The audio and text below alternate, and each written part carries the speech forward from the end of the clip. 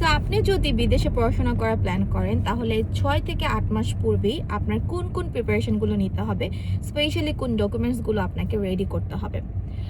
First of all, আপনি বিদেশে পড়াশোনা করতে যাওয়ার প্ল্যান করা মানে আপনাকে অবশ্যই একটা পাসপোর্ট থাকতে হবে এবং সেই পাসপোর্টের ইনফরমেশনগুলো অবশ্যই কারেক্ট হতে হবে। আমাদের দেশে যেটা সব থেকে বড় প্রবলেম আমাদের হয় যে দেখা যায় যে আমাদের সার্টিফিকেটের যে নাম আছে সেটার সাথে আমাদের পাসপোর্টের নামের বানান অনেক সময় ভুল হয়। অনেক সময় আমাদের ফ্যামিলি মেম্বার্স, যেহেতু আমাদের রিলেশনশিপ একটা সার্টিফিকেট প্রোভাইড করতে হয়, সেই ক্ষেত্রে বাবা মার সাথে নামের মিল থাকে না, অনেক ইস্যু থাকে। সো ওইগুলোকে আপনাকে সর্ট করতে হবে যে কোনো প্রবলেম আছে কি না।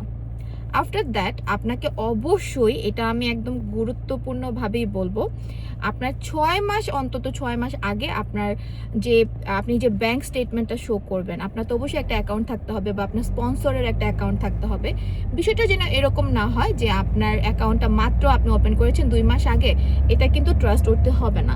সো আপনাকে সোর্স অফ ফান্ড, তারপর আপনার নিজের অ্যাকাউন্ট, যাতে আপনার ব্যাংক স্টেটমেন্ট, সলভেন্সি সার্টিফিকেট এগুলো একদম ক্লিয়ার থাকে, এগুলো নিয়ে কোনো কোয়েশ্চেন অ্যাম্বাসিতে ওদের মনের মধ্যে রেজ না হয়।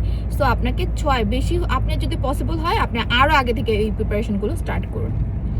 তার পরবর্তীতে আপনি কোন দেশে যাচ্ছেন সেটা তো অবশ্যই আপনি প্ল্যান করে ফেলেছেন, যেহেতু আপনি ব্যাংক স্টেটমেন্ট নিয়ে কাজ করছেন।